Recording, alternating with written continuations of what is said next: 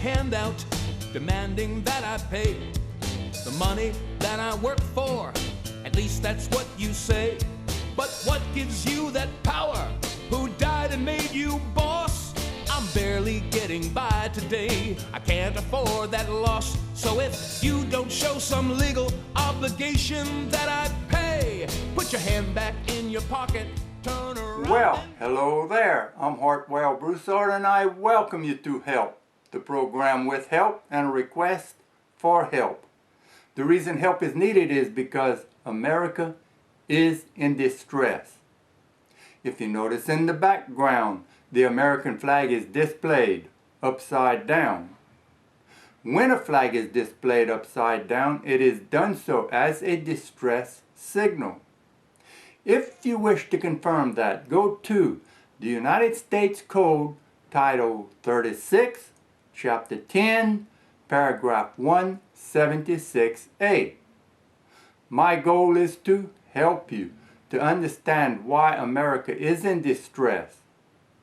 And hopefully you will do something to help get us out of this dire situation that we are in. For this program, I will be helping you by showing you part 1 of a video entitled The Sheriff. But before going into that, I would like for you to fully understand why I'm showing you this video. The reason is because the sheriff has a lot of power. Power that can be used to take your rights away from you, and powers that can be used to protect your rights. What will your sheriff do? That's something you need to find out. But before going into that, you need to find out just what powers do your sheriff have?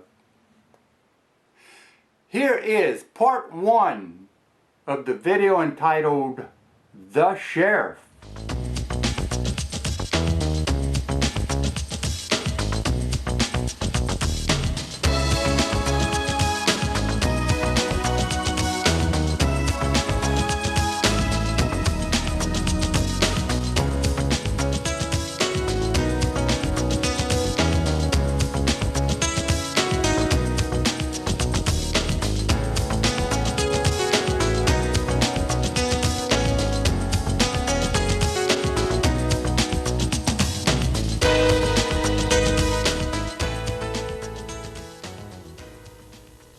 There is no doubt that each man is justified in using force if necessary to defend himself against physical harm, against theft of the fruits of his labor, and against his enslavement by another. Indeed, the early pioneers found that a great deal of their time and energy was being spent in defending themselves, their property, and their liberty. But in order for man to prosper, he cannot afford to spend his time constantly guarding his family and his property against attack and theft. So he joins together with his neighbors and hires a sheriff. At this precise moment, government is born. The individual citizens delegate to the sheriff their unquestionable right to protect themselves. The sheriff does for them only what they had a right to do for themselves, nothing more. The principle of collective right, in this instance, collective protection, its reasons for existing and its lawfulness, is clearly based on individual right. Now let us go a step further in the question of man's right to delegate power. Suppose Pioneer A has one horse. He also wants another horse, but does not have the money or other means to buy one. Pioneer B has 3 horses, and Pioneer A decides that he would like to share in his neighbor's good fortune. Is he entitled to take one of his neighbor's horses? Obviously not. If his neighbor wishes to give it or to lend it, that is another question. But so long as Pioneer B wishes to keep his property, A has no just claim to it. If A has no proper power to take B's property, he obviously cannot delegate any such power to the sheriff. Even if everyone in the community desires that B give his extra horse to A, They have no right individually or collectively to force him to do so. They cannot delegate a power they themselves do not have. This means that the proper function of government is limited to those spheres of activity within which the individual citizen has the right to act. By deriving its just powers from the governed, government becomes primarily a mechanism for defense against bodily harm, theft, and involuntary servitude. First of all, federal government has no authority to license what is already protected in the Bill of Rights. Secondly, and the power in America is always supposed to remain with the people. Right. That's you and me, folks. And You so know, 20 years ago, we said this can't happen in America. Right. Now they see it happening. well, they're training Our them. motto is that tyranny cannot come to the door of any American unless it comes in uniform. And that's true, Dennis. I think that's the most important aspect of being a sheriff, is that you are elected by the people of your county to serve their needs. I think that the people of this country have the great advantage, frankly, of being able to select their chief law enforcement officer for their county and hold him accountable. Right. Back to the aiding and abetting of this theft by sheriffs who were too limp-wristed to exercise their authority. Really the key in this is for sheriffs to stand up and exercise their lawful authority and quit going around to their handout for another grant, welfare grant from the government.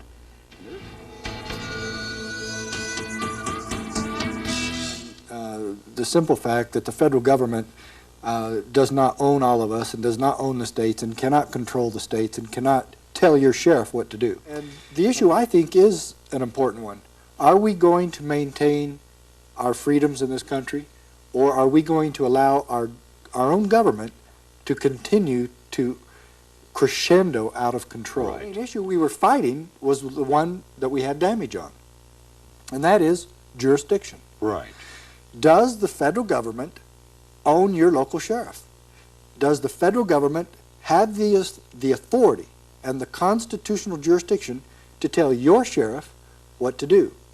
The only way that can happen is if the sheriff acquiesces and goes along voluntarily. Which many do. Which many do. That's the unfortunate regrettably, part. Right. Regrettably. And I am one who still believes in the best way to solve an issue is on the local level. There's three areas that the Constitution allow for federal law enforcement. Right. There's three areas. And this is on Article 1, Section 8 of the United States Constitution. Felonies committed on the high seas, counterfeiting, Right. and treason. Those are the only three crimes that are constitutionally allowed for a law enforcement authority On the federal level. at the federal level. Right. Right. And they don't. Back to this, the gun issue, there's no greater evidence that our Constitution is in trouble than it is with the gun control issue. If our government, which is specifically forbidden from instituting gun control, it's constitutionally forbidden. And if you look at the history of our country and look at what the Founding Fathers said about the Second Amendment and about gun control, you will know how far out of control and run amok our own federal government is. It is. And I'm so pathetically, absolutely sick of my own government being the entity that is trying to steal my God-given freedoms away from me. Right. They are there to protect our freedoms. The proper role of law enforcement is the same as the proper role of government, and that is we are here as government officials to protect freedoms. Did you know that your police officers are supposed to protect freedoms? True. Individual freedoms? Right. And yet most police officers have been reduced to revenue collectors. You know, write the tickets, write the tickets, write the tickets. And gun ownership is a personal choice. It's not my government's choice whether I have a gun or not.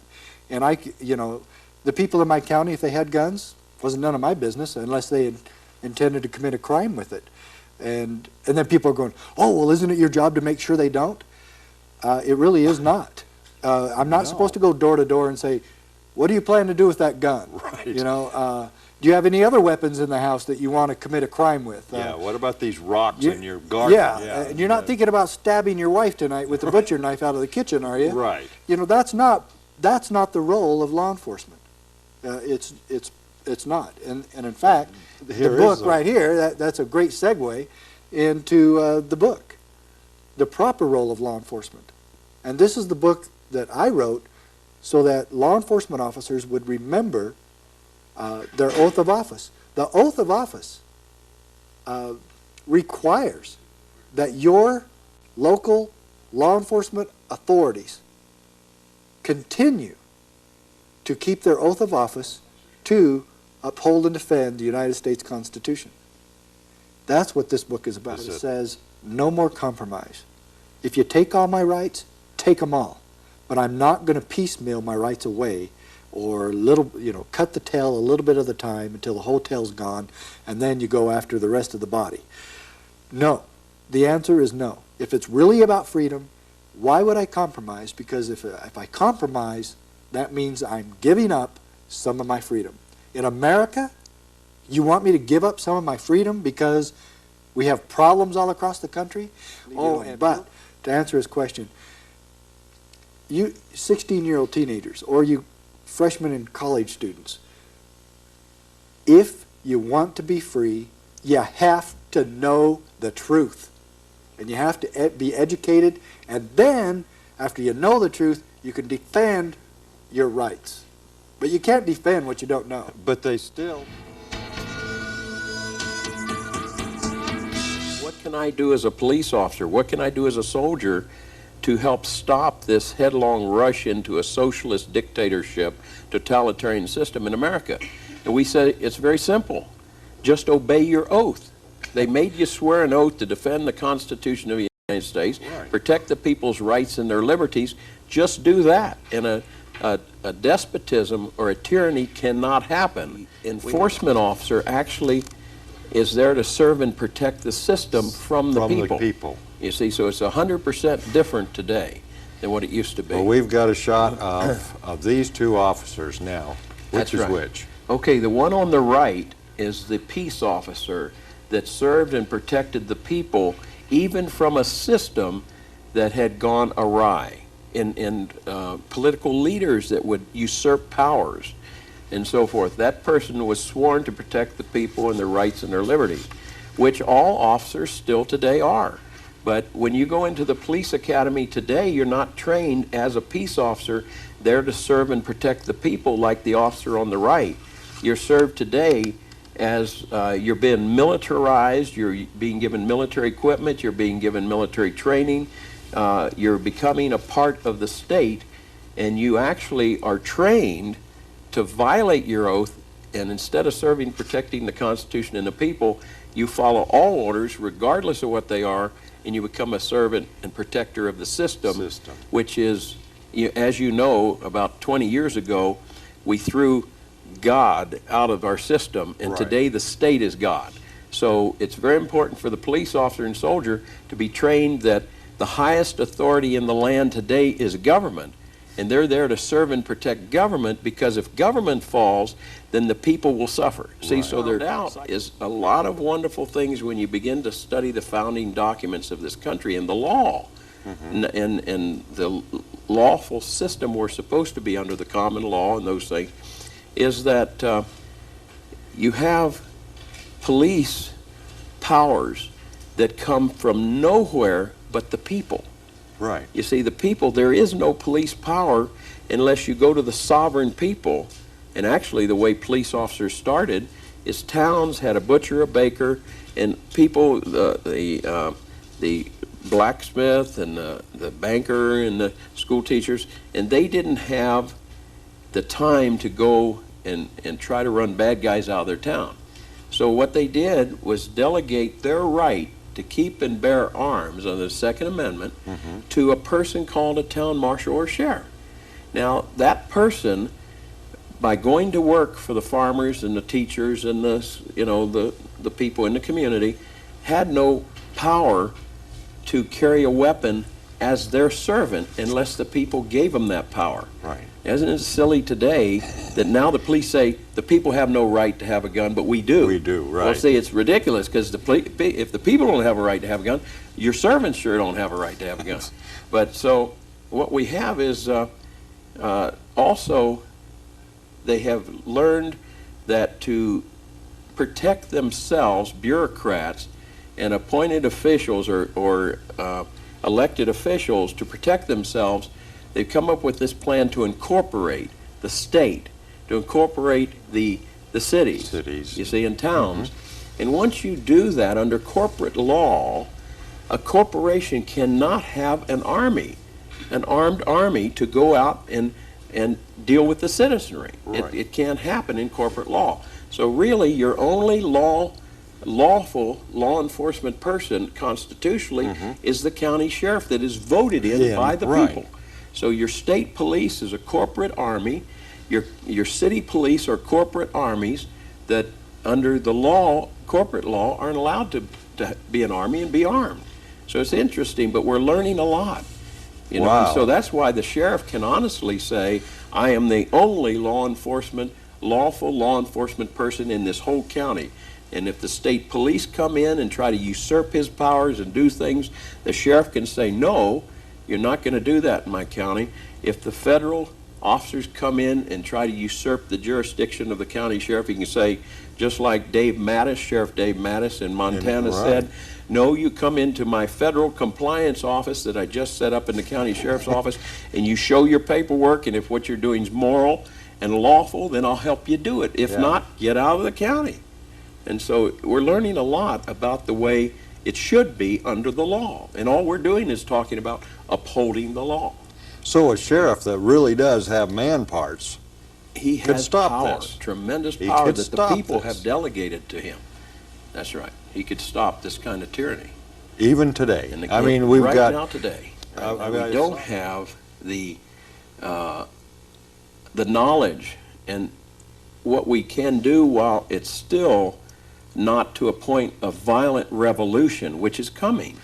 Because as the government becomes more and more abusive and oppressive, it always happens that somewhere the people that are being oppressed and abused will finally stand up and fight. Now, we don't, any of us want that, No. because I've got a lot of wonderful brothers and sisters in uniform that don't know that they're violating people's rights and their causes this oppression, and we need time to educate them, just Right. like we need time to educate the private citizen, so that we can stand up in unison nonviolently and redress our grievances in a nonviolent fashion with our government leaders and take back control. Right. But it's education. It's is where education, we're but at how at do we this get our time. government leaders to even listen to us? Well, they as of listen. right now, Yes. there's not much of that going on. Well, we need to take back the counties, and that's something that you and I talked about.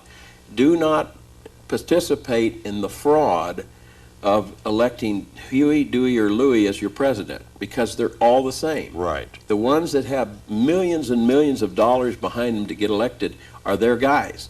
So it's a fool's game to spend your wealth, your time, and energies electing their guys to Washington when you can Right. take over your county and you can vote in people in your county that will uphold the 10th Amendment and protect you from federal encroachments on your rights and your property, state encroachment on your rights and property, by putting people that love God and love the Constitution and understand how we've gotten where we are and how to recover the system in those offices in the county. The most powerful office in the land is county elections. Right. Because it's closest to the people, too. And it's... Yes. We do this daily. We educate our police and soldiers, and we get many hateful letters from our brothers and sisters in uniform, too, where they'll say nasty things. You guys are revolutionaries. You guys are... What you've just seen is part 1 of a video entitled The Sheriff. Please watch for part 2 in a future program. And I hope you see part 2. It is very important that you find out the power that your sheriff has. Like I said at the beginning of this program, he has the power to protect your rights, and he has the power to take your rights from you. Here would be a good question to ask a sheriff.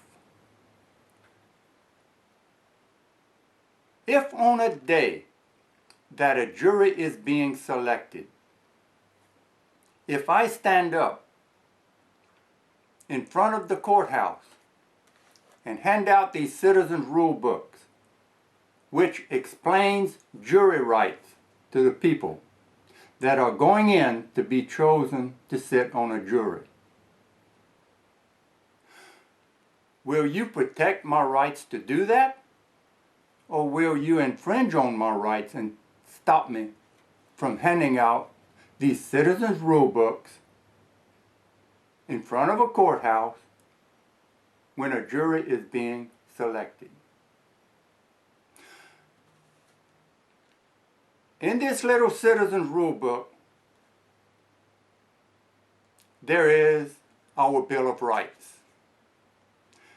And the Bill of Rights, Article 1 to our Bill of Rights, protects 5 of our rights.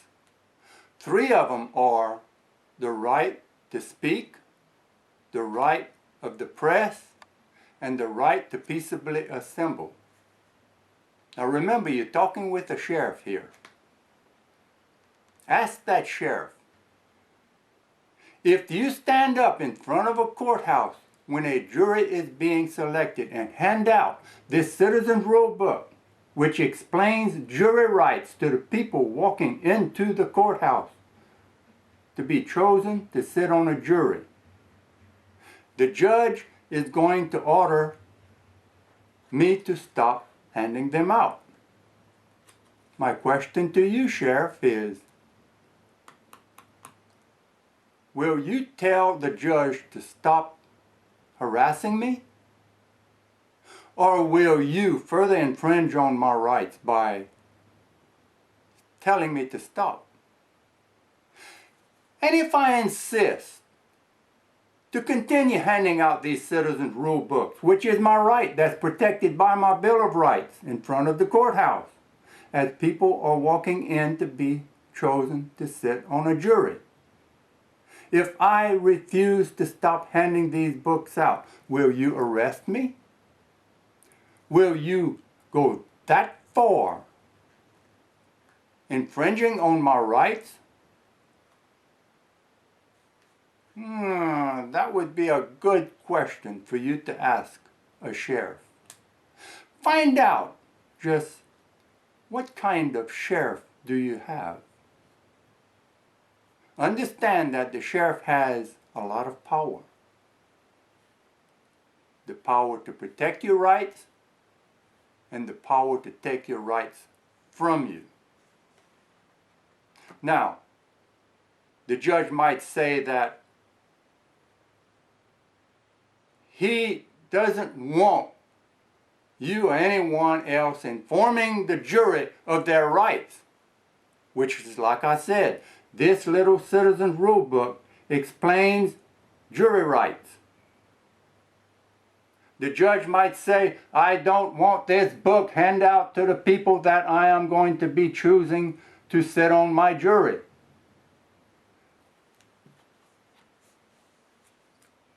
That right there proves that the judge wants ignorant people sitting on his jury. He wants people to be like little doggies. Come on, follow me. Now sit. Is that what you want to do? Do you want to be the judge's little doggie? Or do you want to be well informed and know your jury rights and help others to become informed about their jury rights? Understand that it is very important to know your jury rights and be glad if you are called to sit on a jury, because you have the power. You have more power than the sheriff.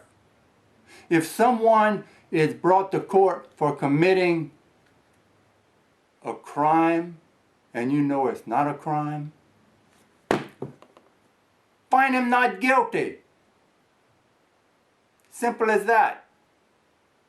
And think about that until next time. And until next time, may all your sunsets set right, and may the good Lord bless you both, day and night. And you're fighting on the wrong side, but you haven't got a prayer. Show me the Lord.